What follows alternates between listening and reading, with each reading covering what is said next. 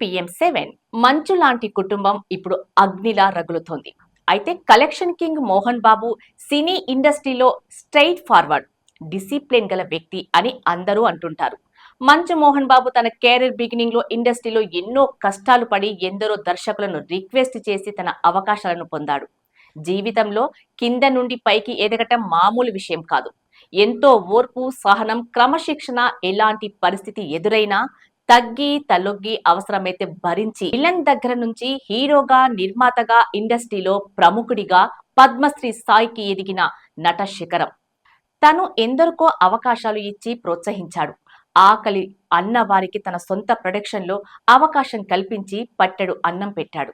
తన గురించి తెలిసిన వాళ్ళు పైకి కోపిష్టి కానీ మనసు మంచు లాంటిది, మంచివాడు అని ఎందరో చెబుతారు. కష్ట సుఖాలు తెలిసినవాడు, తన పిల్లలకు ఏది ఇవ్వాలో కూడా తనకు తెలుసు. కానీ పరిస్థితులు మనిషి చేతిలో ఉండవు. మనం ఒకటి అనుకుంటే విధి మరొకటి ఇస్తుంది. తనది ఆస్తుల పోరాటం కాదని, ఆత్మ గౌరవం కోసం పోరాటమని మంచు మనోజ్ స్పష్టం చేశారు. తనను తొక్కేయటానికే భార్య పిల్లల ప్రస్తావన తెస్తున్నారని మోహన్ బాబుపై పరోక్షంగా విమర్శలు గుప్పించారు. పోలీసులు రక్షణ కల్పిస్తామని చెప్పి పారిపోయారని ఆవేదన వ్యక్తం చేశారు. అయితే మంచు మనోజ్ కోణంలో అది కరెక్టే. కానీ తండ్రి స్థానంలో మోహన్ బాబు కరెక్ట్ కావచ్చు. ఇప్పుడు మంచు ఫ్యామిలీలో ఆవేశాలు, కోపతాపాలు, పంతాలు, పట్టింపులు, కేసులు, బౌన్సర్లు ఇవన్నీ టీ కప్పులో తుఫాను లాంటివే. పరిస్థితులు మారకపోతాయా? మళ్ళీ మంచు లాంటి స్వచ్ఛమైన మనసులు కలవకపోతాయా? ఎందరికో అవకాశాలు ఇచ్చి అన్నం పెట్టిన Lakshmi Prasanna banner box office hits ఇవ్వకపోతుందా? అప్పటిదాకా చిన్నా చితక విషయాలు వస్తుంటాయి, పోతుంటాయి.